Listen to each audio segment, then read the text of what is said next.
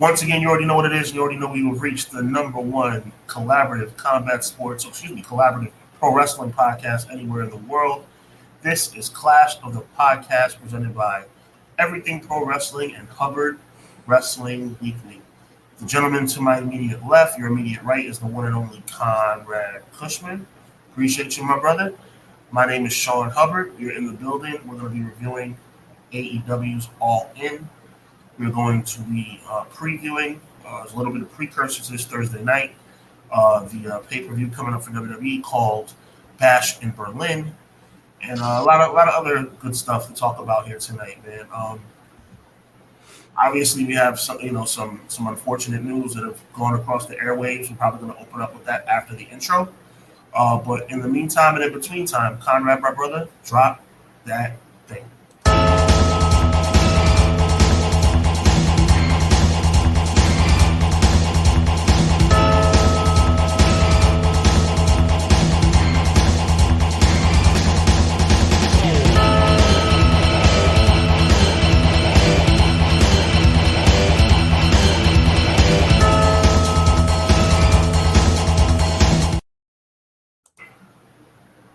Welcome to Clash of the Podcast. This is episode 104. As my colleague welcomed everybody in, I wanted to dedicate this show and quickly touch and talk about the memory of Sid Vicious, Psycho Sid. Depends on what federation you were watching at the time. Sid meant a lot to the wrestling world. Sid was someone different. Sid is, to me, by definition, what a pro wrestler is. We here at Clash of the Podcast, Everything Pro Wrestling, Hubbard Wrestling Weekly, we would like to extend our condolences to the friends and family of Sid Udy. We had gotten word today from his son on a Facebook post that he had passed away. Very tough news to hear someone losing someone like this, and I wanted to open the floor after a moment of silence for us to just share some Sid memories. We can also kick it to the chat as well. I know you guys are already typing in there. I'll look for the Sid memories first, and I'll try and go back up and shout everyone else out. But let's pause for a moment of silence for Sid, and then we will get into our memories.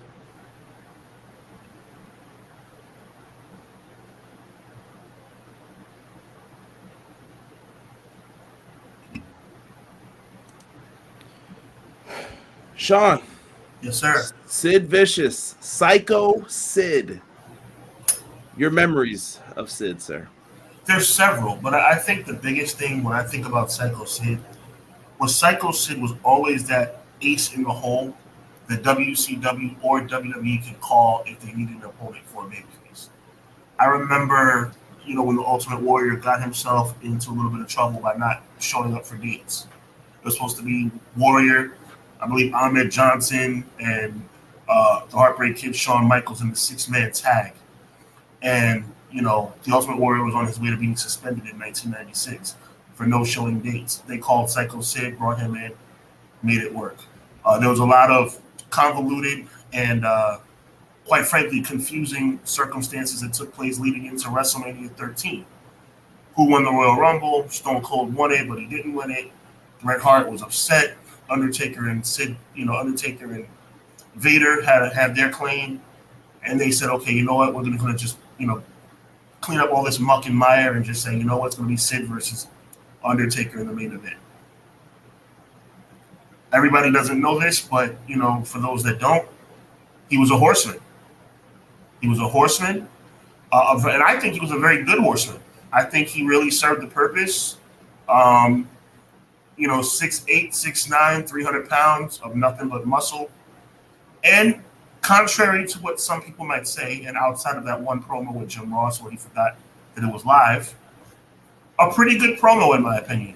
One of the best segments I've ever seen was when Shawn Michaels was on the heels of losing to Diesel at WrestleMania 11. Shawn Michaels, and kayfabe, but I still don't understand how Shawn Michaels thought it was Sid's fault. It wasn't Sid's fault that Earl Hebner jumped off the. Go ahead. No, Sid pulled him down. I was mad as a Okay. kid about that. I'll never forget. He grabbed Earl Hebner too hard. He was like, "This is your fault, Sid. You shouldn't have did Okay. that." Okay. Fair enough. But Mm-hmm. basically, Sid said all I tried to do was help you, and then he beat the you know what out of Shawn Michaels on Raw. Shawn Michaels went back to being a baby face, won the Intercontinental Championship. We got two dudes with attitudes. Not too much longer after that, Psycho Sid joined the corporation with the Million Dollar Man Ted DiBiase. People forget that before the McMahon Corporation, there was the Million Dollar Corporation led by Ted DiBiase. And big shout out to Conrad for pulling up that piece of footage right there that we just saw for those watching on YouTube. One of the best main events, I think, in Survivor Series history. 1996, Madison Square Garden. One of the first times I remember outside of Stone Cold Steve Austin, which I think would come down the pike a little bit later, where the babyface was like kind of booed because the men were like, yo, this sexy boy stuff that Shawn Michaels is doing, we're not feeling it. We're going for Psycho Sid. There was an eruption when Psycho Sid won the championship. There was an eruption when when he retained the championship the next month in West Palm Beach against Bret the Hitman Hart. And he was really good about doing business. He's a worthy champion. He's somebody who deserved to be WWE champion. He was on two separate occasions, and also a couple of WCW titles under his belt. He was the Millennium Man in WCW when he came back and went on like a winning streak to kind of go up against Goldberg. Um, Thank you, Psycho Sid, for the memories. Thank you for, I think, being a really good heel in the company. And I want to apologize to you, Psycho Sid, because I should have been cheering for you against Hogan at WrestleMania 8. Forgive me, I didn't know any better.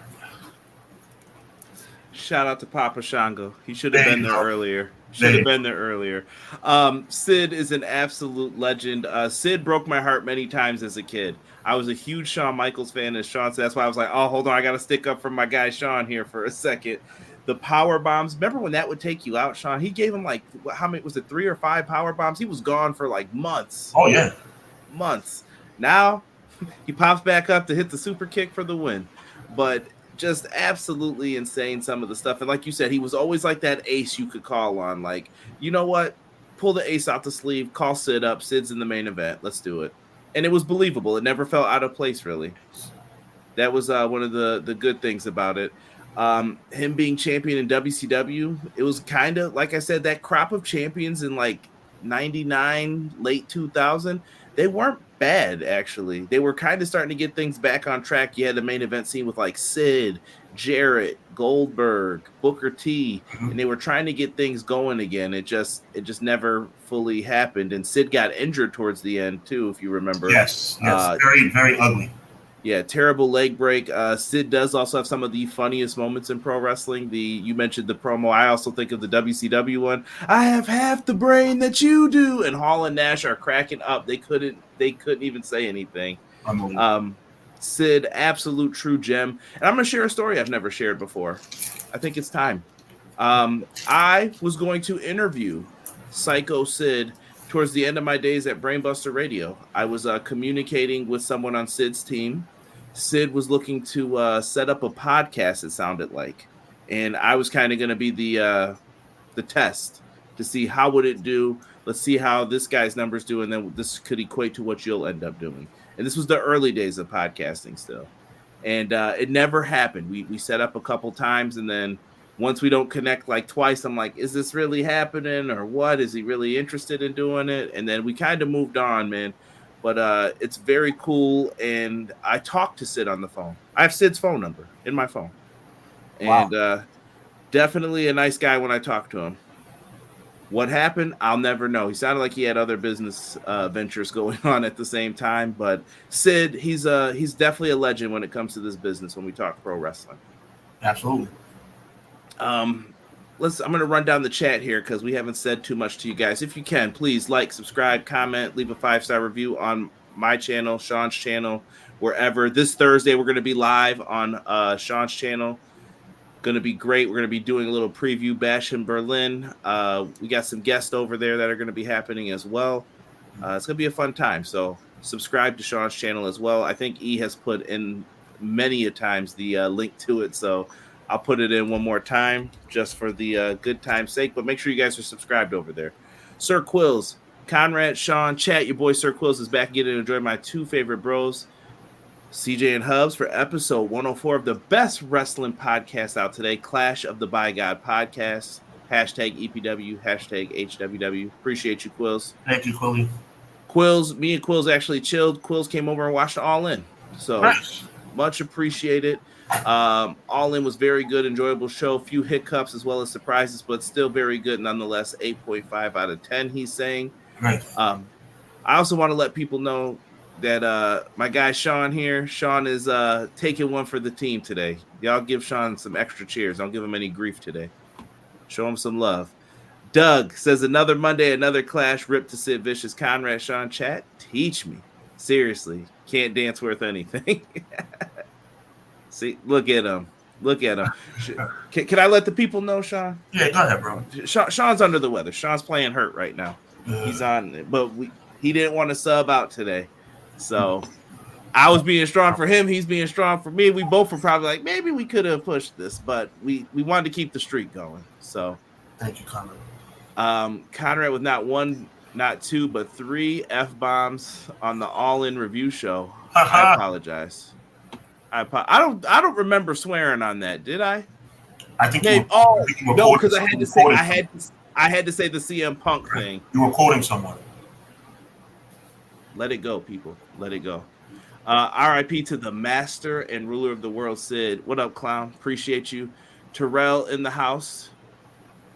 He's saying salute to us. Rip to Sid Vicious. More a fan of him in his WCW days. T3Z. That'd be a good comparison for the future. Maybe may have to do an episode about that. Where were they better? You know I'm down for anything retro. Yeah. Ray Thompson says, happy Monday, guys. I hope everyone had a great weekend. We hope you did too, Ray. He said, All In was a great show. I really enjoyed it. Probably my third or fourth favorite event this year. Happy belated birthday, Ray. That's right, Ray. Happy birthday, brother. Definitely enjoyed it more than last year's show. Vinny, the only Vinny we like. He says, happy Monday. About to play flag football. God bless y'all in the chat. Interns playing flag football today, too. I might have to call you for some tips, Vinny. There you go. Elite Easy E Casino Gauntlet was better than the last 5 years of Royal Rumbles. E has been on one. M, Leezy, Fo, Sheezy. Hello, good evening, everyone. Hope you had a blessed weekend. And let's kick the week off right with the two aces of our pro wrestling community and also RIP Sid. Thank you very much, M. Leezy. Yes, thank you. East telling everyone like the vid. I appreciate you. People in the chat are talking. I love it. Hassan Terrell, what's good, Hassan? Appreciate you joining us. What up? D's in the house. He said, yo, my guy Hubs. My guy Derek. Appreciate you, man. Appreciate you. Robert Brown says, Lafayette, Indiana in the building. What's happening? I'm back. Appreciate you, Robert. Welcome back, bro. That's a Bobby Brown. If you really want to break it down, Bobby Brown. Every little step I take. You know, it's your product. I see what you did there. XG Dub in the house. What's good? Appreciate you. What up, though? Deanna's in the chat. Absolutely. Another week, another clash. Let's go. Appreciate you. Matt Lopez said, happy year of the American Dragon. Love it. Indeed. Matt Lopez says, whether he was Psycho Sid, Vicious, or Justice, he is one of pro wrestling's best big men. And Hogan needs to stop trying to hog all the glory in tag matches on Saturday nights in the event.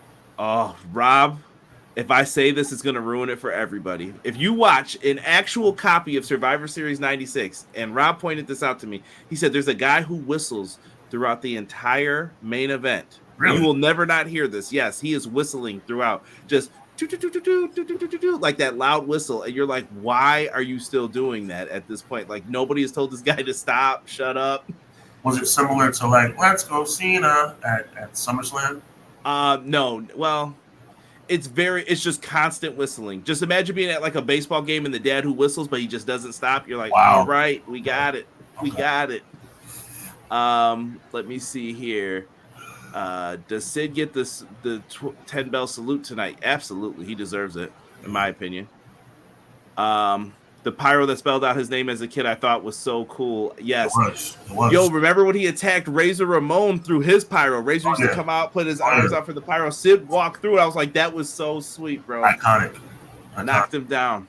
Pro Wrestling Shoe said, what's good, fellas? Appreciate you, Jesse. R.I.P. to a legend. 100. John G., the king of R&B. He says, Conrad Sean. Oh, yeah. Rest in peace to Sid. Cut it out. Sid versus Bret Hart, some underrated matches. Absolutely. Love the one where Stone Cold takes the chair to Bret's head and then Bret gets so mad. They keep screwing me over. That's funny.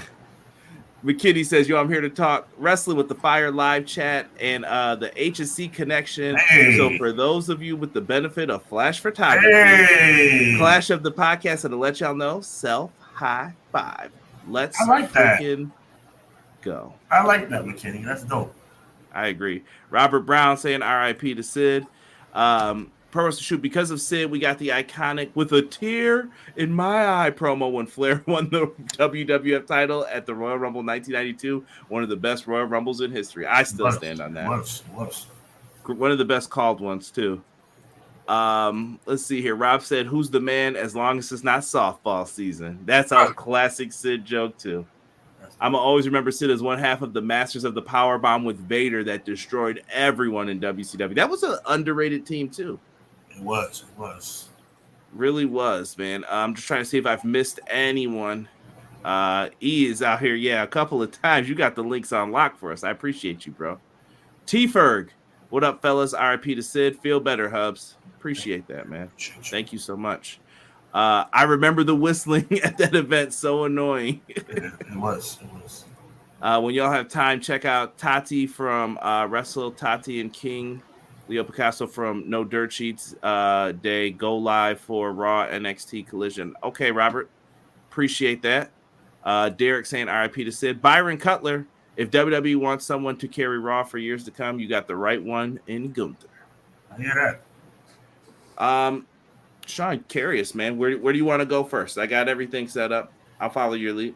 I mean, we're talking about All In, right? We can rock with that. All right, let's start it with AEW All In. Man, what a show. It was great. They did not disappoint. Everybody can go listen to our review from yesterday on the channel. It was doing really good numbers. I haven't looked at it today.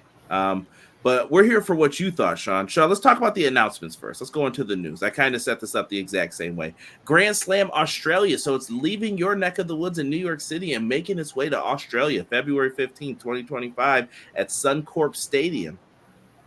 Yeah, I think that they're starting to jump on the trend of, international stuff that's starting to become a big wave right now. And rightfully so. I think it's very important to do that. International crowds are very passionate, very loud, very engaged. And I like it. I mean, the further the reach of fandom, the better. AEW is an international brand.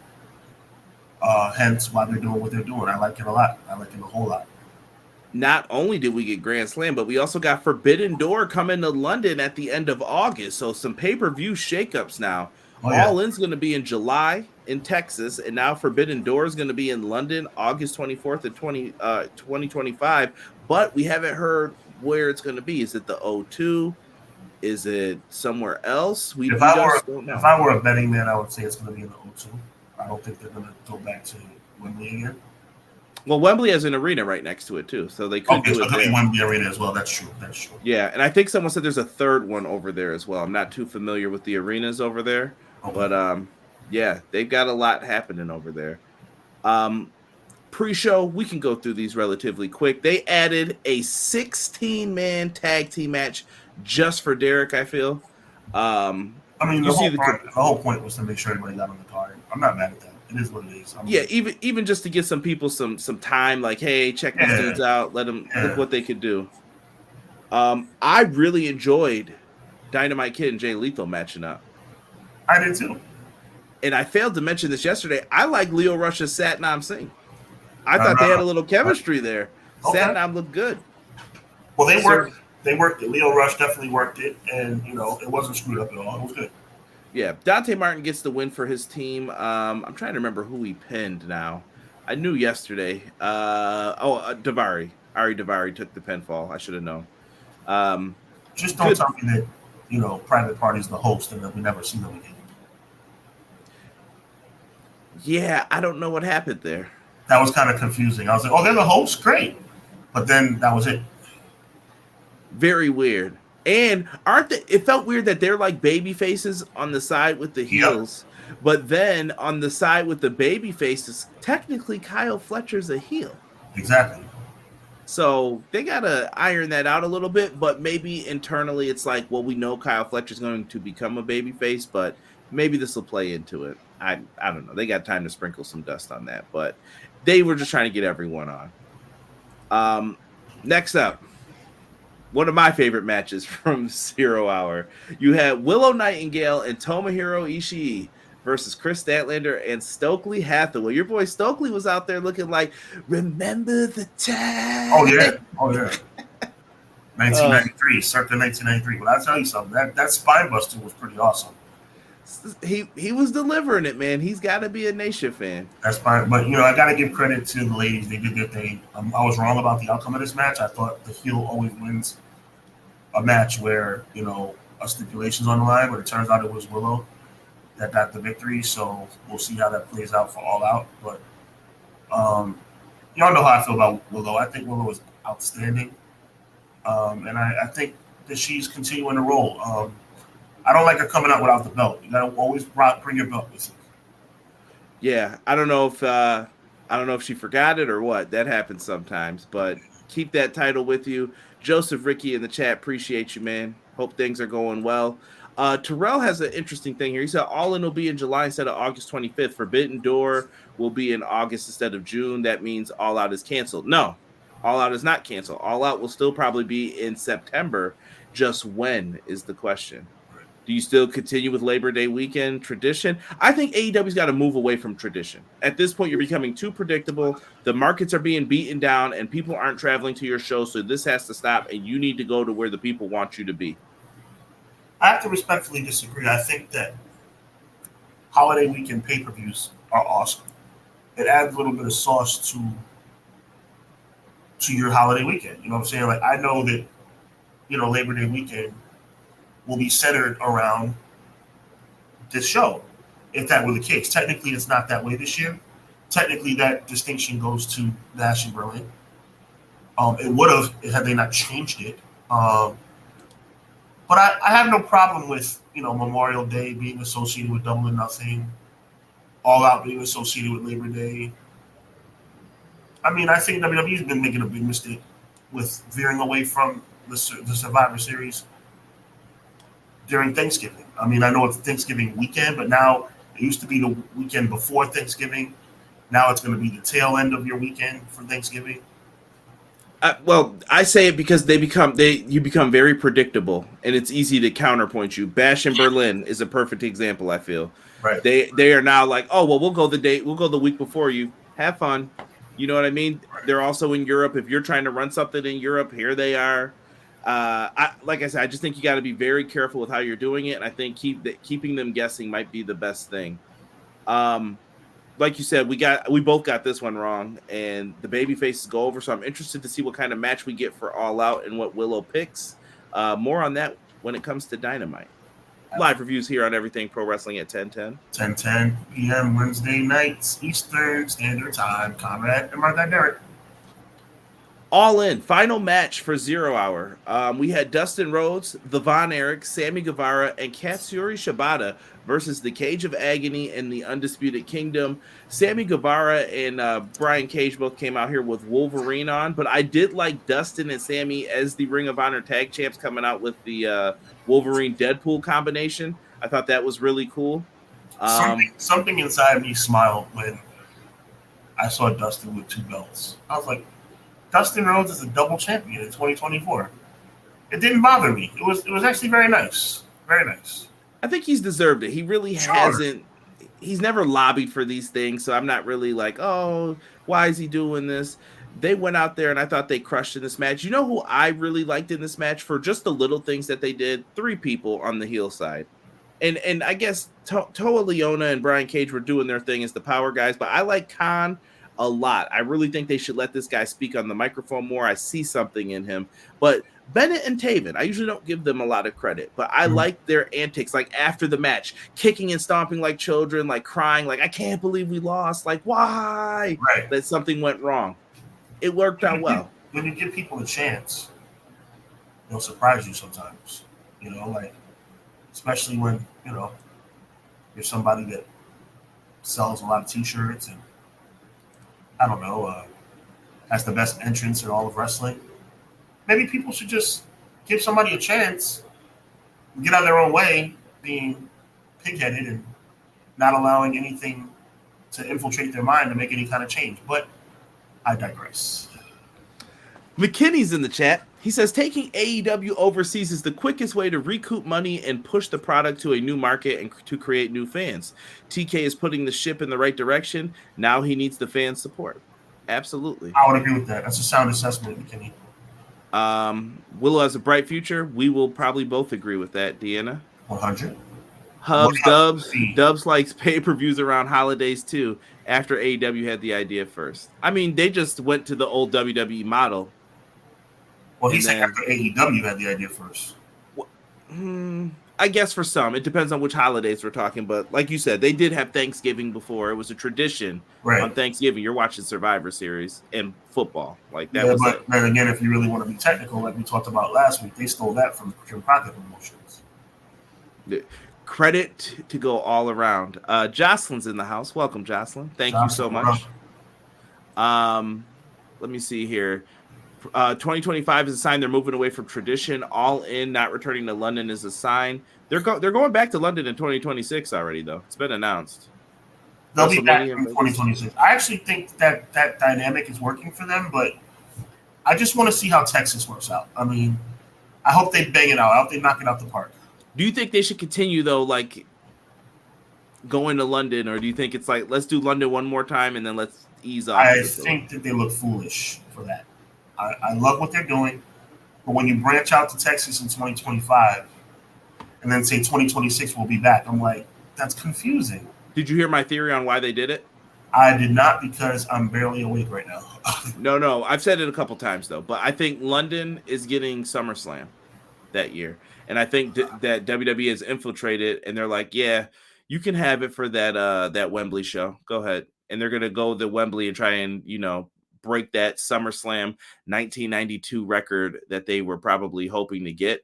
That's just my theory on it. I don't know if you guys in the chat agree with that, but I thought it was something that was just fairly interesting. I'm going to stick here with you guys for a second, and I'm going to continue reading it. Joseph says, it did work, and Tony realized that it's not working anymore. 70,000 to 40,000 paid. The other 10,000 were comps. I don't know where you got that from. I don't believe that I haven't read that, but maybe you have a source that I don't. I don't think they were giving out that many tickets. But listen, 50,000 people in the arena, that's a W, bro. 100%. That's a W. No matter what. When it was 80,000, $10 million gate, bro, I don't know. Money is money. I like the associated with holidays. People are saying Dustin deserves some titles. People are asking, how do you know the exact number to Joseph? We will get into Monet here in a second. Like I said, 93,173 was a number that meant a lot to me for many, many years. And it turns out it was a complete farce. That is I true. mentioned on the show before, in case you guys are wondering what I'm referencing. I'm talking about WrestleMania 3, Hogan and Andre. The number was 93,173. Alleged world indoor attendance record. So this lying stuff has been going on for a long time. And we all know the atrocity of WrestleMania 32, 104, 108, now whatever they say. That was just completely fabricated. But I got to give Connor, help me out, gentleman that you know very well. I think it was Rob. Mm-hmm. I'm going to give him credit because he made a point that was very solid, which is, who cares, right? I mean, I'd rather you not lie to me, right? But at the same time, like, it really doesn't matter. it opens Pandora's box sometimes too. Yeah. For if you're lying about this, what else are you lying about? And then people will start to question. And back in the day, Gomez didn't like when you digged. We were talking about Phil Donahue and his recent passing and stuff like that. He didn't like people who opposed him and went up against him. If I had a choice of you lying to me or not, I choose not. But I think 93-173 bothers me because that was the standard for so long. I mean, we're talking about not just wrestling, guys. Everybody in the chat, we're not talking about wrestling. 93-173 was the world indoor attendance record for any event ever held indoors for like 30 years. And it was a lie. Hey, they were. Pro Wrestler Shoot, hold on here. WWE does comps too. AEW had a fantastic show. 53 backsides and seats, whether paid or not, looks awesome to me. It does.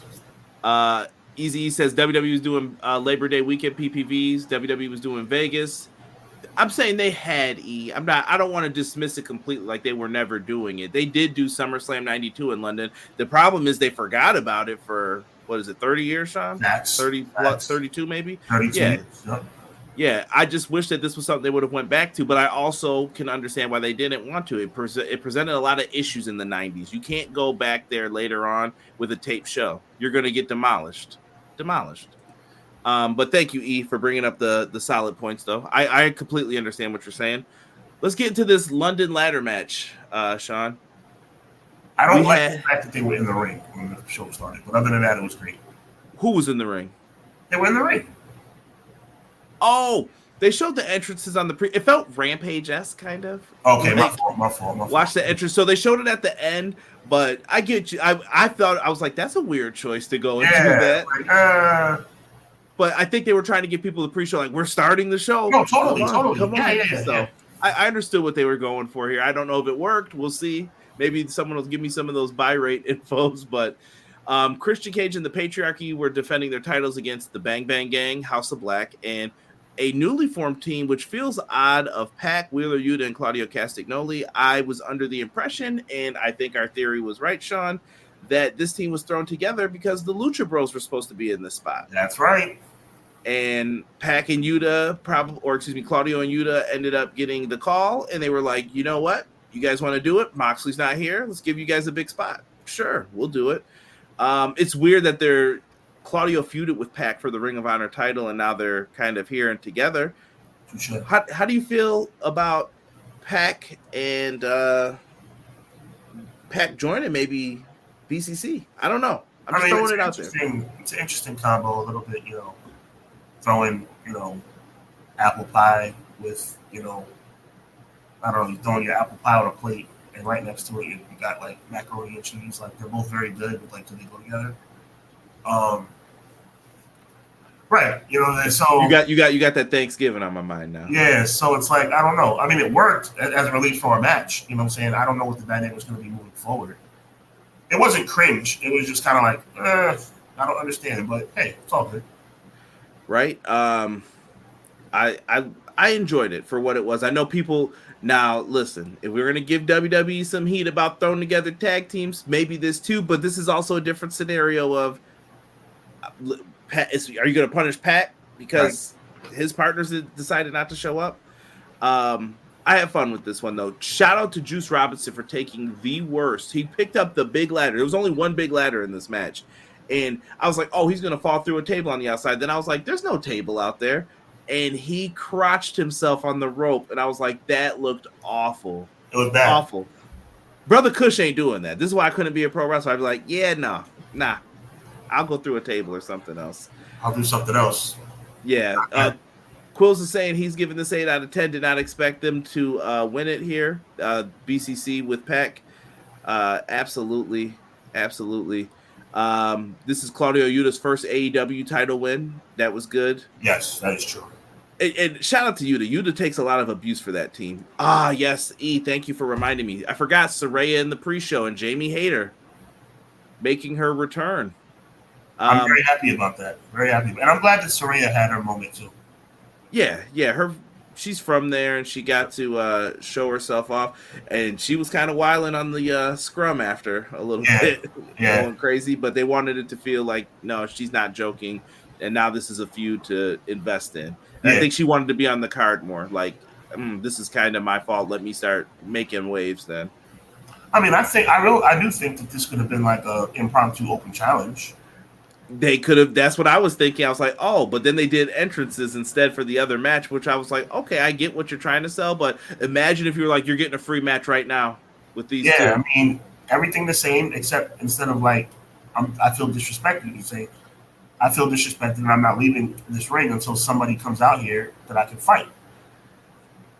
You have Hayter come out, and then you could even have Harley Cameron take the pin. Like, you could just say it's 2-on-1. They do a little something, and then Harley Cameron takes the pin. Boom. Have a referee, do a Charles Robinson, run down there, and count it up. That's it. But it was fun. In a match that I loved, Timeless Toni Storm, Mariah May. Sean, did this deliver on what you thought it would be? It did. It did. I'm not happy that the person I said should be the forever women's champion is no longer that, but they did it right. They did it right. I'm so excited for the future. I'm hoping this feud is not over because I think they have great chemistry. But yeah, like a little bit of a surprise in my opinion. I did pick Timeless Toni Storm to retain, but I guess they feel like, hey, Mariah May, we're going to give you an opportunity. Like, hey, you're doing well. The crowd's responding to you. You know what I'm going to do? I'm going to give you a chance to be a champion because you're doing so well. And everybody's cheering for you when you come down the aisle. And the fans are wait a minute. Am I talking? Okay, let me realize. Well, I'll be fair to you on this. Well, let me say this. I don't know if they switched their minds. I think that was the story. I think if they would have let Tony keep it, it would have been switching their minds. Because in this story, if you guys go back, All About Eve, it's really about an actress who takes someone under their wing, kind of, then you become the understudy, but then she kind of steals her role. And that's what she essentially did with the finisher. Stole her role and did it. This match had blood. It had everything it needed to. It was a top-tier feud, and I liked where they placed it even. It's just May, Oos. And if Mariah starts yelling that, we'll know what to think next. Oh, my God. Don't start. I said this on this match too. Sean, hi guys. I don't know if you heard me and Derek talk about it, but we had to give you your props. I was like, listen, I don't normally do this, but Jericho had a decent match on this show. It was solid. Yes, he did. It was solid. I still don't like the gimmick. I'm standing on that, but I will say when you have to give props, you have to give props. I questioned Hook's logic walking around with an eye patch, and then he said he could see. Well, what were you doing on Collision, buddy? I hate when they do that sometimes. The big, I could see this whole time. I never needed glasses. Silly. Right.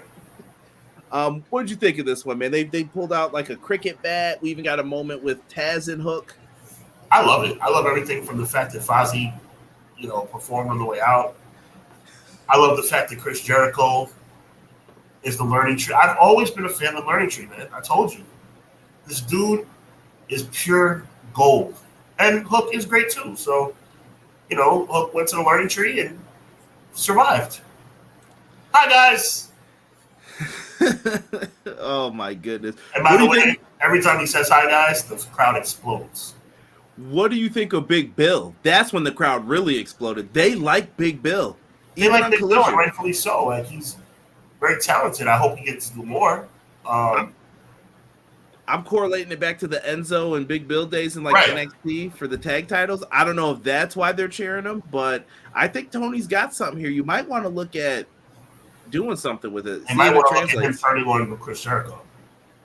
Or flip it the other way. Jericho turns on him. Rule number 1 of the learning tree. You don't outshine the main tree. Or whatever he's calling himself. Right. See, you're getting the hang of it. My guy, Stop it. It's going to start rolling pretty soon. Well, you're wearing a learning tree t-shirt. Yo, Deanna said Saray was on something. I don't know what it was. E says, Hubs, are you booking for the fans or are you booking safe for the board? Can't take chances. The ratings might go down, pal. Who's the board? He's talking about the company, the corporation. You booking for the fans or you booking for us, pal? I'm looking for the fans. You know that. Clown says Showgirls had the same plot. You're probably right, but they were drawn back to some throwbacks.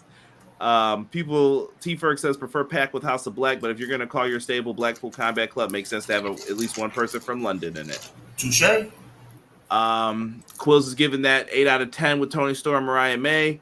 Hook did what he was told. And yes, Joseph, RIP to Sid Vicious. Yes, we talked about him early on. Hi, guys. D still say this gimmick is trash dookie. My guy Derek. Hi, Derek. Jocelyn says, hi, guys. There you go. Jocelyn. Quill said Hook, Jericho 7.5 out of 10. Hook defeated Jericho, and rightfully so. Dope moment between Hook and Taz, the Red Rum and the Taz mission. By the way, Quilly giving that match a 7 out of 5 is a huge rating for him. I told you. Quill does not like the learning tree. Quill so 7 out of 5. He must have saw something he liked. I'm telling you, I've been on this bandwagon for months. Hi, guys. Speaking of hi, guys, Joel says, yo, guys. What up, Joel? Guys. He's got to get rid of that banana jacket, too. The big yellow. What is this? It's what makes him a jerk. Like, he's awesome. It's so obnoxious that it is obnoxious. That's what it's supposed to be. It is. Speaking of things, let's talk about something that was kind of cold. It wasn't bad either. Like, it's a weird thing. The Young Bucks, the AEW Tag Champs, defended in a triple threat tag match against FTR and the Acclaimed. I'm going to you, Sean. I thought that it was fine. I didn't hate the match. Like, I would say it was good, but I was just like, it's cold, though. Like, the tag division's cold. Your top 3 teams here are cold. Wrong team won. Who? Oh, you said you predicted, was it FTR, or did you go with the Acclaimed? I picked the Acclaimed. Okay. Wrong team won. And when I say wrong team won, I mean out of the 3, worst possible choice. I yelled out loud when we were watching this that Keith Lee needs to be paid for that. Oh, scissor me, dad! Like with that was Keith Lee's like signature, and you guys like swagger jacked it. So I don't know what Keith Lee comes back to after this, but yeah. But we did get a debut after this. They were grizzled young veterans. They went out and faced off against the Bucks, and the Bucks took the powder, and FTR still in the ring, and I was like, oh, no. Not his family. And Dax just took that beat down with Cash. Grizzled young veterans versus FTR is going to slap, though, I think. Yeah, I think that's going to be good. They're going to cook. I'm looking forward to that. Yeah. E, gotta chill, bro. Gotta chill with the Carlos Colon. Big Bill proved he could really wrestle since his turn. Yes. McKinney says swap Jericho and Hook with the Willow stat match. This was trash dookie. Little Hook beat up 3 people by himself with the fake eye patch. No. Okay, I'll put it to you like this, McKinney. I agree with half that statement. I like the match, but if you remember, Conrad, I did say that match should be on the pre-show. So in that regard, I agree. But I don't think it was a dud. Like, I think that they did their thing. Listen, if Hook's here's the other thing you got to remember. If Hook's in the year of signing his contract, I'm not putting Hook on the pre-show. I value you. You heard it in the media scrum. I'm incorporating some of that in there too. Hook was already disrespected about the FTW championship. I don't know who the reporter was. I don't think he meant it that way, but it came out incorrectly, and they weren't going for that. And how would you feel if you're in the exact same position a year later? That means you're not progressing at all. At all. So they definitely needed to have something there. I'm just putting it there. No, I agree with you. And someone did bring up the Young Bucks gear. May not like them, but their gear passed the vibe check. Yeah, they definitely went for the Beatles. 100. With their gear. Let's talk about this match, Sean. I'm interested to see how you felt if it worked. The Casino Gauntlet match. Hold on here. I'm pulling up my notes. I got my notes right next to me. I have all the numbers of people who came out. We started off with number 1. Your boy Orange Cassidy came out. And number 2 was, I wish I had a coin right now. Oh, I do. We're going to drop it from afar. There you go. Oh, very good. The Rainmaker, Kazuchika Okada. Sorry. He was out in these streets going in. And then that was even the surprise person in the match that first got me. It was number 3. Nigel McGuinness is back. You may remember him as Desmond Wolfe in TNA, but I was so happy to see Nigel back. Nigel has been the biggest Bryan Danielson hater, and that means that the match is possible. I need this match. I need it one time. I think it's coming. I think that's what we've been getting teased about. Yes. It was just weird that they didn't do it here, but if Danielson, the way it planned out, it came out right, but it was just like, oh man, if I was booking the card, in my mind, I was like, oh, this is the match, Danielson versus McGinnis. Totally. Kyle O'Reilly was there. Number 5, Zack Sabre Jr. We just talked about him last week. The G1 winner. He is getting a world championship shot at the IWGP Championship. He did great. Roderick Strong came out with some dope gear. I liked his hoodie. Me and Derek just were talking #wrestling fashion here. Shout out to my good friends who use that hashtag. I liked it. I thought he came out in a cool hoodie. Roderick Strong, he complained about not being in last time. I didn't even get in yet. And here, you're in now. Roderick Strong is like, I always compare him to Bobby Fish. Like, Bobby Fish was just nothing that was redeemable about him. But Roderick Strong, I mean, we all know that the two best in the Undisputed Era were Kyle O'Reilly and Adam Cole, but Roderick Strong is solid. Yeah. Can't be mad. Mark Briscoe was there. Number 8, the favorite, I thought, Hangman Adam Page. That was my pick to win this one. No, he really has that deranged look down to a science. Yes. He looks like a sick man. I have to give him props for his character work since he's came back as a heel. It's been much better than what he was doing before. Yeah. Jeff Jarrett. Let me say this. Sean, your boy Jeff Jarrett made people go crazy. I have never heard fans sing My World. And he came out, it's my world. BJ, he was yucking it up. He loved it. The greatest TNA heavyweight champion, not named Sting, of all time. Not named Sting and not named AJ Styles. That's still a tough buy for me. I don't know. That's tough. But Jeff Jarrett came out and the fans went crazy. And then at number 10, the newest signee to All Elite Wrestling, Sean, Ricochet. What did you feel for him when he came out here? Boyfriend. He did a good job. I know you didn't say what I think you just said. What I said, I told the truth. He's Samantha's boyfriend. He is. She removed all mentions from WWE from her social media, I saw. I mean, I don't know what to tell you. I think that he's done very well for himself in the romantic department. He's out in these streets, man. He's outside, we'll say. Ricochet is amazing. And I think that he is in a better spot. Sorry, I just broke Sean down. I think Ricochet's in a spot where he can do what he wants to do. Yo, I'm not well, bro. You can't make me laugh like that because it hurts. I'm sorry. But Ricochet, what are your hopes and dreams? I hear a lot of people complaining. I got into the XGW chat earlier with someone about this kind of. It was just discussing back and forth like, oh, well, Ricochet, what is he going to mean in 3 months from now after he does his match with Will Ospreay? Why do you need to do the match in 3 months? It was my first thing. And number 2, what was he going to do if he stayed in WWE? It's the same thing I'm going to say about the Lucha Bros here. What are they going to be doing? Oh, they're trios champs again. Well, now they have a whole new set of people to face. That's what makes wrestling interesting. It's kind of like, Sean, what was the last person that got traded to a team in sports that you felt reinvigorated them? Randy Moss when he came back from the Raiders to the New England Patriots. Like they just feel new. Like, oh man, I'm back. Like even if you have a bad stint, we're hoping to see that from Russell Wilson for American football fans. Touché. We've been waiting for you to bounce back here.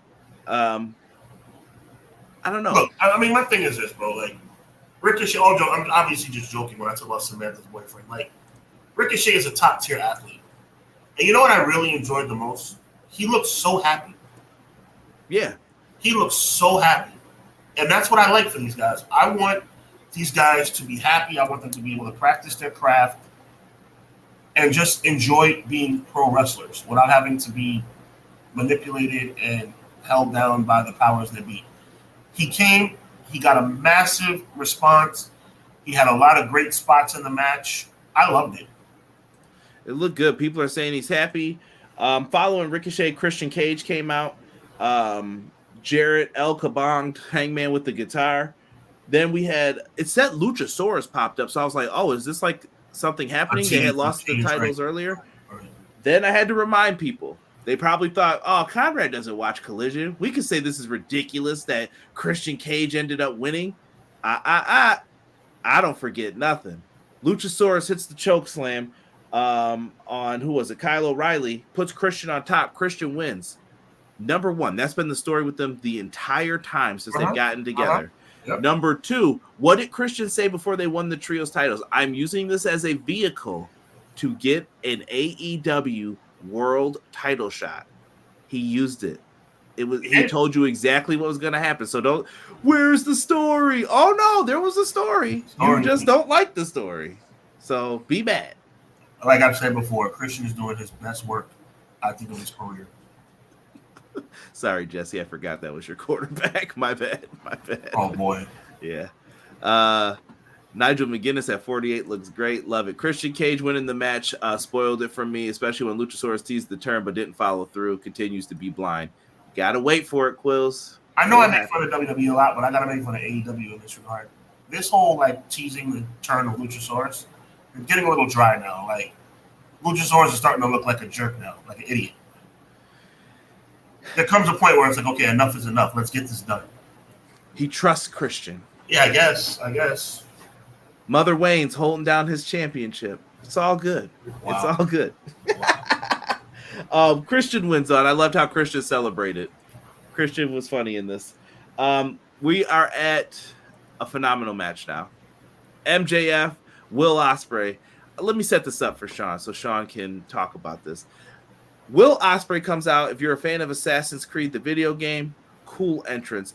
MJF comes out dressed like Yankee Doodle Dandy, like he's Apollo Creed. He's out there. Then he takes off the attire and he shows what he's wearing. This dude is dressed like Lex Luger. What are you doing, bro? Yep. I thought the Allied Powers theme was about to hit. Yep. Beating up Jacob and Eli Blue. What is going on? I like the attire choice by MJF. They crushed this match, both of them. Best wrestler alive today, Will Ospreay. And he proved it once again. And you got to give credit to MJF for being a top-tier heel. And I love the fact that Garcia got some payback as well. That was really cool. Yeah, I like that he was in the finish of this. I don't think he's re-signed yet. I haven't heard that. So maybe they're just like, well, let's use him. Let's get something out of this for now. And I thought he looked better. Derek said something that was interesting. He liked how he looked serious. Shaved down the hair. He's looking serious. He wasn't dancing. And he said, this is who I want to see when he comes back. I want this guy. Right. Not him dancing and doing all that stuff. So I was like, okay, very cool. Will Ospreay wins with the Tiger Driver 91. I thought it was a swell match. Oh, man. Top tier. Match Go back and watch it. That's all I can say. Match of the night outside of the main event. Dr. Britt Baker, DMD, challenges Mercedes Moné for the TBS Championship. Now, this one, a lot of people have mixed feelings, so I'm interested in what you got. What do you chalk it up to, though? Like, what do you think of it as when you saw this? I don't think they delivered in the ring, and I think it came across kind of lame. I'm not impressed. Not impressed. I mean, when you make a decision to put that on the call sheet later than the women's championship that slapped, you got to deliver. I will say this too: they were sandwiched in between that amazing match. Like going after that, you're like, well. What do we got here? What are we about to do? That was tough. AEW needs to do a better job of setting up their matches. I don't like when one match ends, you see the graphic for the next match coming up. I thought that was different. They usually don't do that. That was something new. They need to kind of give more time, and they need to have backstage interviews. You think they need something in between some of these a little bit more? I'm not talking about stupid crap like R-Truth and The Miz talking about hair relaxer. I'm talking about Mercedes Moné backstage getting ready for her match with a last-minute interview. Yeah, we have to caveat this because I don't want I'm trying to think of what WrestleMania I was just listening to someone review, and they did like 20-something interview. It was like 1 million. Or no, maybe it was SummerSlam. SummerSlam with, was it 90? With the Hart Foundation, Demolition, and all that again? Yep. That has the most interviews I think I've ever seen. It was every match. In the review. But you could have went backstage, like you said, give that like WrestleMania kind of feel, like MJF, before you go out there with Will Ospreay, what are your final thoughts? And he just delivers like scathing promo. Yeah, it seems like it's too fast. Right. But people want to say like the card's too long too, and I'm just like, well, they ended it in 4 hours. Like, what's the issue now? Now what are you mad about? Right. Yeah, I think they tried in this one. It got better with time. I saw they were trying to like re-go over spots. I don't know if Britt Baker was shook from, she did have she brought up the mini stroke before. Her back's been injured. She had some ring rust. I'm sensitive to her medical issues, but she had some ring rust. Yeah. And I thought Mercedes was really trying to like do something here. She tried. It wasn't her fault. It wasn't their fault. Sometimes the matches just don't deliver. It's nobody's fault. Yeah, and like I said, placement too. But I think that they made the wiser choice putting this match here. I wouldn't have wanted Toni Storm in this spot because that's too many good matches back to back to back to back, and I think that affected the next match too. Okay, we'll jump to it. Mercedes Moné gets the victory here with the Moné Maker, and it was what it was. She's got a Capital Collision New Japan Women's Title defense coming up. Hopefully that goes better for her. TNT title coffin match, Darby Allin and Jack Perry. Darby Allin gorilla glued thumbtacks reversed on his face. He looked absolutely insane. Came out with the skateboard with thumbtacks on it. Wow. Jack Perry came out. I didn't like how much offense they gave Jack Perry in this. I'm not going to lie. I thought the right guy won.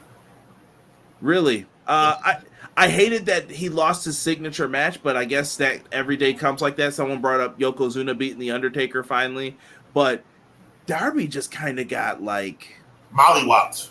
Yeah, he just taped him up, threw him through a table, and I'm like, am I supposed to be believing this guy's about to challenge for the world title and he's about to do it?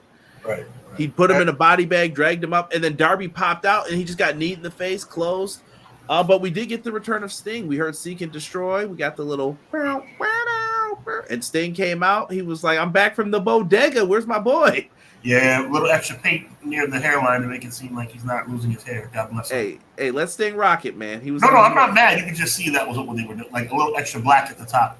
Yeah, little extra. That's all. Yeah. Little West Borland. That's it. Let me see here. These pay-per-views are like New Japan, just straight wrestling. Right. That's true. Clearly. I think the enemies, Britt and Mercedes, should form a stable, and Deanna and Thunder Rosa should unite. Prefer Britt as a heel. Probably would be better for Britt. Now, y'all could watch WWE for all that talking. You don't need too much talking, E. He's just saying a little bit split up. That's why I was saying, don't tell him do promos, and then you see like one every match. I don't want no SummerSlam 1990 here. Exactly. 7 out of 10. Easily the weakest match on the show. A weak match that I still think was okay. It was okay. Yeah.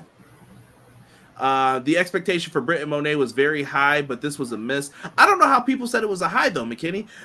Britt Baker was suspended. People did nothing but complain about the build to this. And I'm like, well, what did you want Mercedes to come out there and do? It wasn't Mercedes' fault. It wasn't Britt's fault either, other than getting suspended. Yeah. It's Sting. I love it. Darby got squashed. Darby got mollywopped indeed. 7 out of 10 for Perry. Yeah, some people said they thought this was the weakest match. He said no talking, just grab. Hashtag sickos. Terrell said Sting came out of retirement and I'm not mad. He's not out of retirement. No, not out of retirement. He just came to save the day. That was all. And I was cool with that. He's not going to pull a Flair. He won't be on Dynamite this week. I'll never retire. Woo! Oh my God. Title versus career. Swerve Strickland, Bryan Danielson. Loved the entrances for this. Europe, the final countdown. Do-do-do-do. Do-do-do-do-do. Gave me chills, man, because I was there when they first played it. I loved it. I was at a Ring of Honor show when Danielson got suspended from WWE, and they made you think he was returning. Swerve coming out with Bun B. DJ Woo Kid on the stage. Like, I don't know if you guys are hip-hop heads, but that's a big deal. Yo. Like, this is no joke. Swerve is him, bro. Swerve is him. I love Swerve in this match. I loved his attire. I loved the heads on the throne he was sitting on, that everyone that he beat. I loved him coming out in Jimmy Rave's robe again, because Nana managed Jimmy Rave, and I think that's something special to Nana. They added that in. He danced. He was the hype man. Whose house? They were feeling it. Swerve Strickland did a phenomenal job as AEW World Champ. Sean, I'm going to kick it to you, man, for this. I love Swerve. I love D. Bryan. I love Nana. When you have a guy who's been put in a position to be the lowest grade of human being on earth because of the things he's done to Daniel Bryan or Bryan Danielson, and the fans still cheer him, that's when you know that you are him. This dude a black man main event in Wembley Stadium. This dude represented. He should be extremely proud of himself. I'm proud of him. And I'm just elated with what the match turned out to be. It was really good. It was outstanding. Yeah, apparently that was what was said. I shocked. I don't agree with that either about creative had nothing for Swerve. He's referring to Swerve's time in another company. This is my match of the night.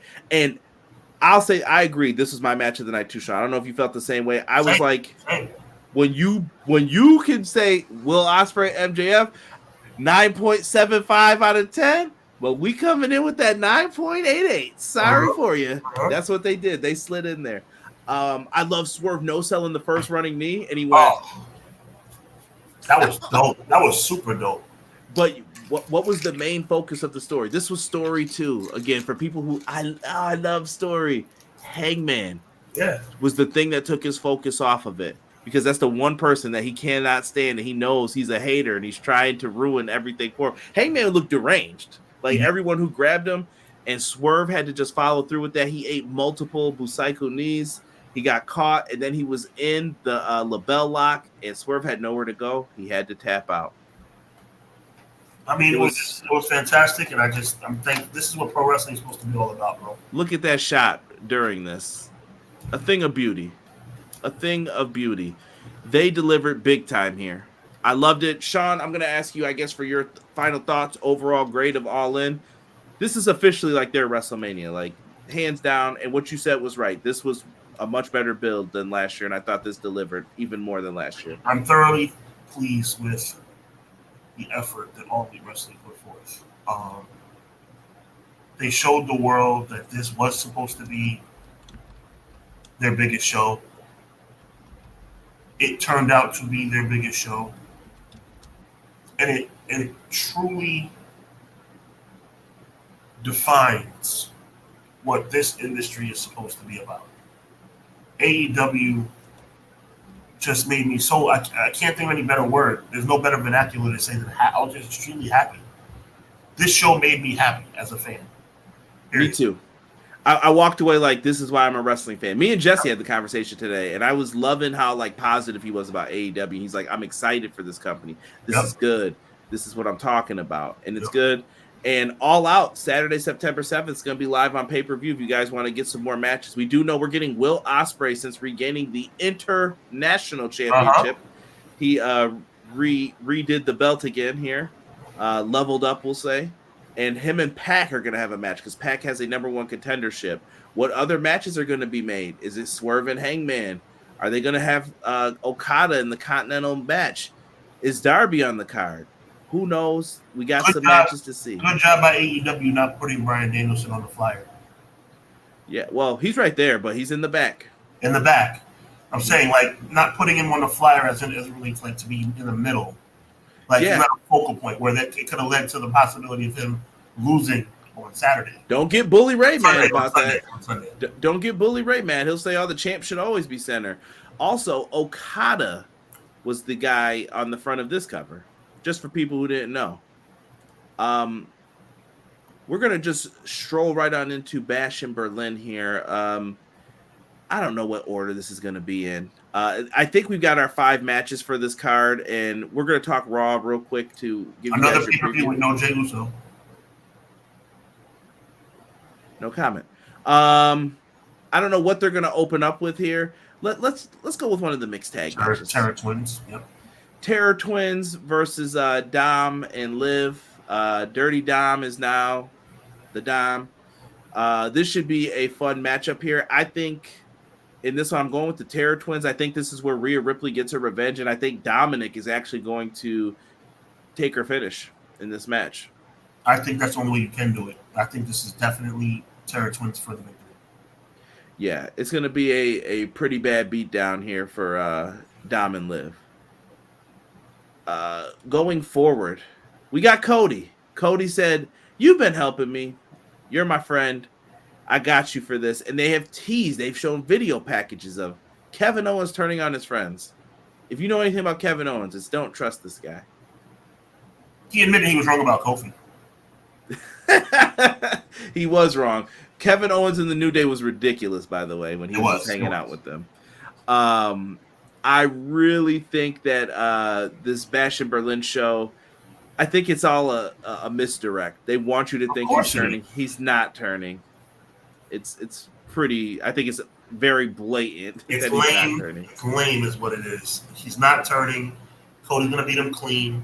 I promise you, at some point, Kevin Owens is gonna have an opportunity to cheat, and he's gonna turn it down, and then Cody's gonna take advantage and win the match. It's gonna be Piper and Brett. Yep. WrestleMania 8 with the hit him with the bell. Come on, Piper. Give it to me. I'll hit him. Shout out to the brain. Shout out to the brain, man. Yeah, I got Cody winning this. There's no other way. Nobody cares. Nobody cares. Another match for the Undisputed title where nobody cares. I think people will look forward to Cody's next feud if they move right into it. We'll have to see. Let's get into the strap match a little bit here, though. They got Punk and Drew.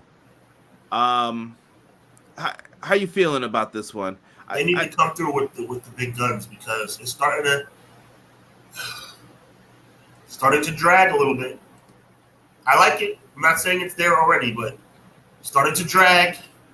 Let's kind of get to it. We need to wrap this thing up. Okay, I'm tired of talking about this stupid bracelet.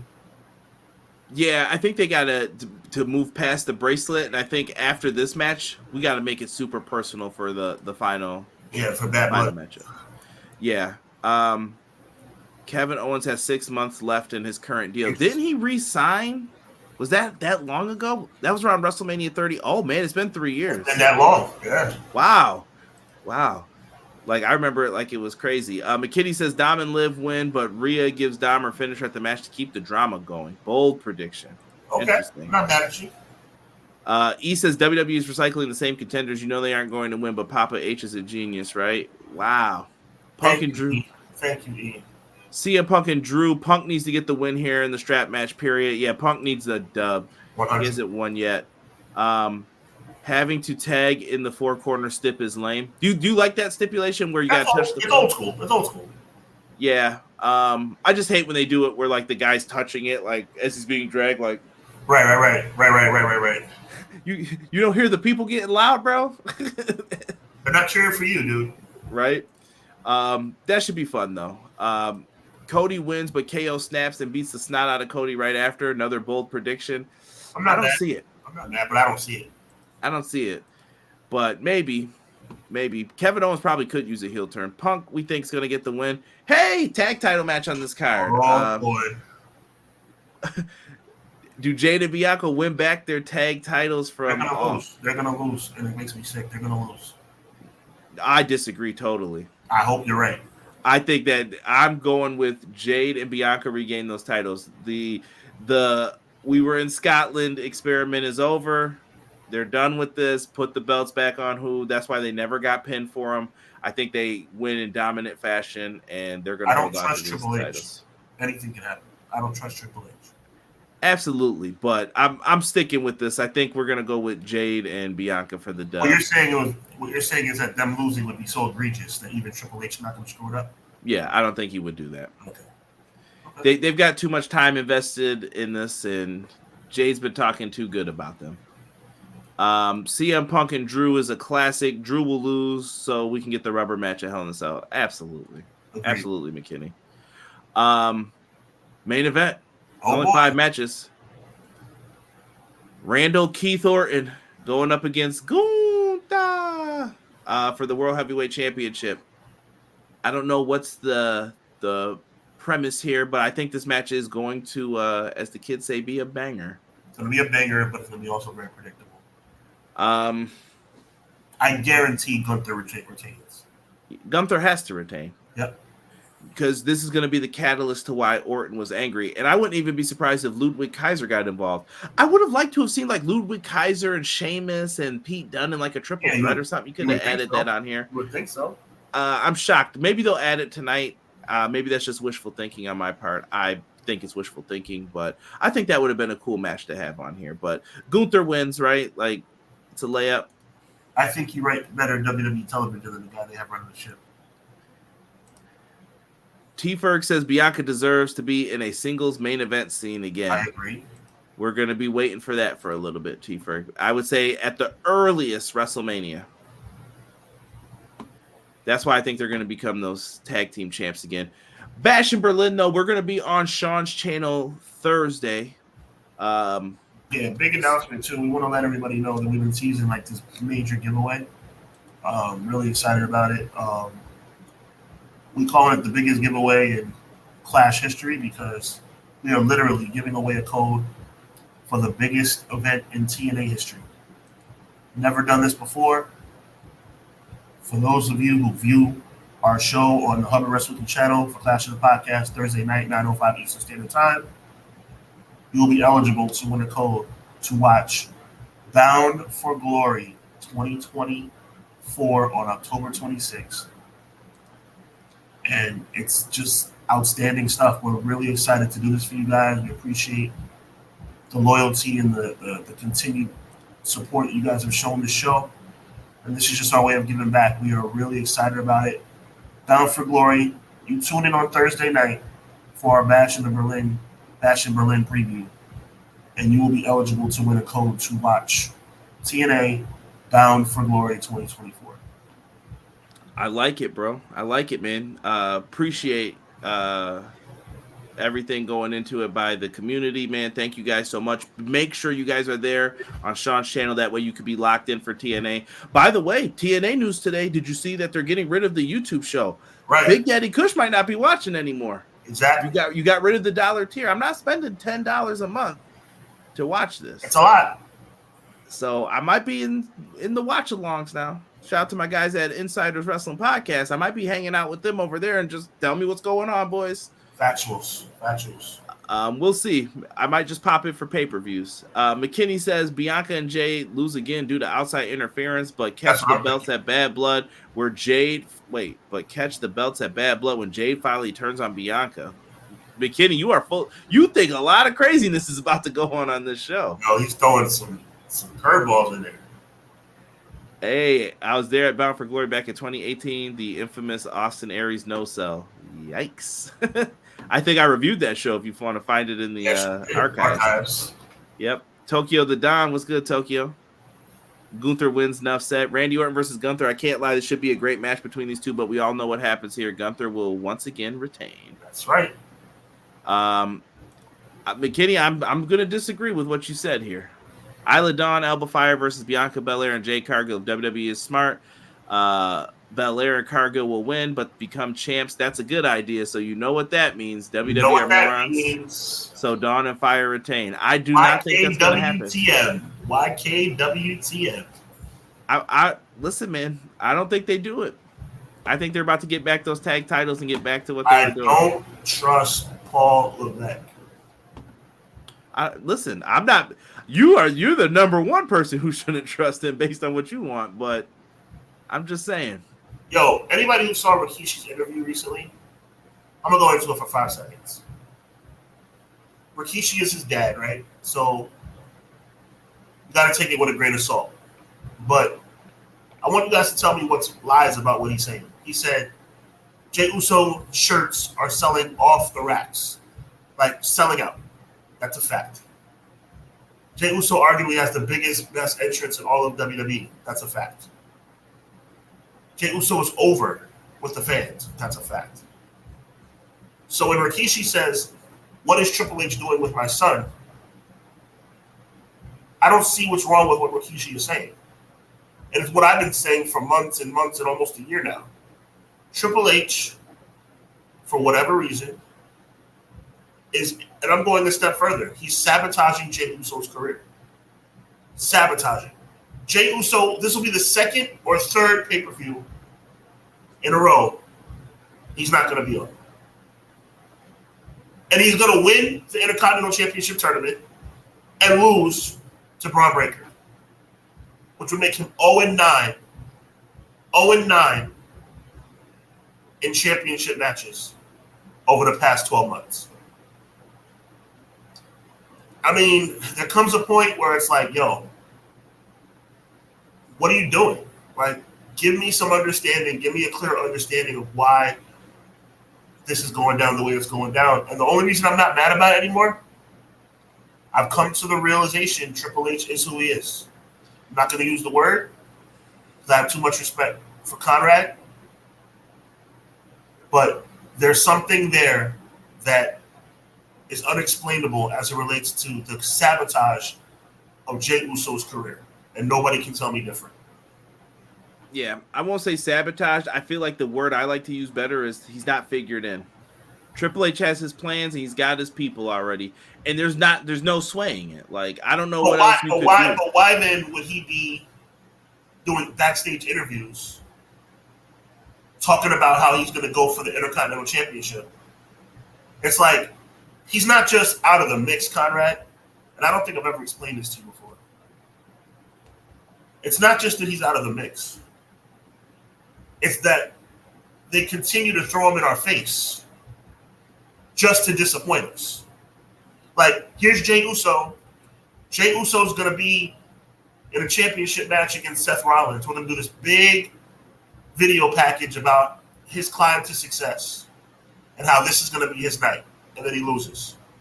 Then we're going to do this big video package about how Jey Uso's going to be the one to dethrone Gunther for the Intercontinental belt, and then he loses. Then we're going to do this big breakdown of how Jey Uso is the odds-on favorite to win Money in the Bank. He doesn't win. Now Jey Uso's doing backstage segments talking about how his focus is now with the Intercontinental Championship. We all know he's not going to win.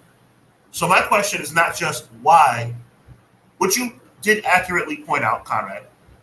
The answer is it's not in Triple H's plans. Okay. I'm willing to roll with that. But it's not just that he's not in Triple H's plans. He's throwing Jey Uso in our face. Jey Uso is doing media appearances. Jey Uso is on WWE.com. Jey Uso is doing special spots on WWE social media. Jey Uso has like 5, I'm being facetious, but 5 or 6, 7 shirts on WWEshop.com. He has the foam fingers. Michael Cole, everything ties in. Michael Cole is doing this at ringside every week. They want the money, Sean. They just don't want the push. That's what it is, honestly. So for me, just to leave it, because I don't want to go on too much of a rant, but it's not just that Jey Uso's not part of Triple H's plans. It's obvious that's the case. But Triple H, and you're going to think I'm bugging right now, Conrad, and it's not the antibiotics talking. Triple H is mocking us. Think about what the word mock means. What does the word mock mean, Conrad? Being sarcastic, I guess, in front of your face. I don't have Webster in front of me. No, you're fine. Being sarcastic, leading someone to believe something is what it is when it's really not. Every week, Jey Uso has a spot on TV doing an interview. But Jey Uso is not good enough to be in Berlin. Jey Uso wasn't good enough to be on the show last month. Just saying, man. Yeah, I mean, you know he's going to tell him, too. You got the big match coming up. He will main event Survivor Series. I'm just pointing it out there that I know what's being said, too, to him. McKinney, he said, we appreciate you, my brothers. Having someone that looks like me talk about something I really enjoy. So keep up the great work, and the fans will continue to come. I appreciate it, man. It's all about you guys sharing, too, man. If you guys are great fans, they're going to come because you guys said so, too. Hubs, did you listen to the WCBS 880 last night? I caught it last night, Saturday night for radio. Mm-hmm. Europe was good. Conrad, Sean. Shout out to Guy Will Gamble. Hope y'all had a great weekend. Looked like All In was dope. Absolutely. I'd recommend go in and do it. Quill says, do not trust Paul Triple H Levesque. Ugh. Yeah. I'm going to leave that alone in that situation. And Triple H had the nerve to act like he was cool with Kevin Durant by giving him a Texas Longhorn Legacy Championship belt. Please. I didn't even see that, honestly. It was corny as I don't know what. I'm glad Paul brought that. It was super corny. Donnie in the house, Donnie Tarantino, he said, RIP to Psycho Sid and the Flames. Appreciate you. Guy Will Gamble was feeling you, it sounds like there. Sean, you my guy, but I'm finna make you angry, so hold back the volcano. Triple H sees Jey Uso like the road dog. Great tagline, over with the fans. He got the juke and jive punch. He's just a tag guy. You might be right. You know what, McKinney? I'm going to surprise you, my brother. I'm going to surprise you. You may be right. But if that's the case, that's terrible. Yeah. Do you believe that Jey Uso and Road Dogg are the same? Oh, you didn't know? Right. Same deal with Jeff Hardy though. That's how I view it too. It's just McKinney. I love what you had to say because it's probably not that wrong. And Eazy-E, exactly. I mean, it is what it is, bro. Like, if you notice, Conrad, I'm You're very not that mad. Not anymore. Not anymore. Listen, I've been telling you for weeks, bro. They're gonna do what they're gonna do, and I think I know how it plays out even after the fact. So it's just gonna be that at this point. And maybe if I'm wrong, I'll be the first one to come on here and say I was wrong. But if I'm right, you remember who said it from the beginning. Yeah. What they were gonna do. Raw tonight. Got a tremendous lineup for 3 hours. Uncle Howdy, Chad Gable going one-on-one tonight. Yeah, I thought this feud was done, but apparently they're going to keep it going. American Made need to get some dubs here, too. Yes, sir. But so does the Wyatt Six, so lots happening. Braun Strowman versus Bronson Reed. Oh, my, how the tables have turned. Yo, I'm going to say something that's going to make you really surprised. I like that. I want to see what they do here. I like that. That actually works for me. That makes sense. I got to give them credit for that one. This is pretty good. Big meaty men slapping meat. If that's your thing, this is your match right here. We also have the Judgment Day will be on Raw tonight, probably with their usual shenanigans and. If you believe that, I don't know the words. I like it better when it was Edge in the beginning. You think you know me? You never did. Okay. All right, Edge. Calm down, buddy. Braun Breaker's Intercontinental Championship Tournament begins tonight for his title. He's looking for competition. Hopefully Adam Pearce finds the right one. I'm sure this is where Sheamus, Ludwig Kaiser, and all of them are going to be. I guarantee if Jey Uso is on tonight's show, guarantee Jey Uso wins tonight. Guarantee. 100%. Jey Uso is victorious tonight, 100%. Guaranteed. Who's that jumping out the skies? Randy Orton. He's back on Monday Night Raw tonight. Might Hashtag what draft? Hashtag what rankings? Hashtag what are we doing here? That's Monday Night Raw in a nutshell for you. That will be live on USA at 8. We're getting real close. A couple more months until we get the big swing of things going over to Netflix. And I believe SmackDown's about to start relatively soon like the next on 2 weeks. USA. So gear up. Looking forward to a lot of stuff that's going to be happening here soon. But I want to say thank you to you, Conrad. Tonight was a tough one for me. I am very much under the weather. I really been hanging on by a string tonight, so I want to thank you, guys in chat. Everybody, I want to thank you guys. Forgive me, I'm not my normal self tonight, but for those of you guys that know the word of prayer or throwing good energy out there. Just please say a prayer for me and throw some good thoughts at me because I'm not feeling too good today. It's not, I want to throw it out there. It's not COVID. I was able to take a COVID test today and I'm COVID negative by the grace of God.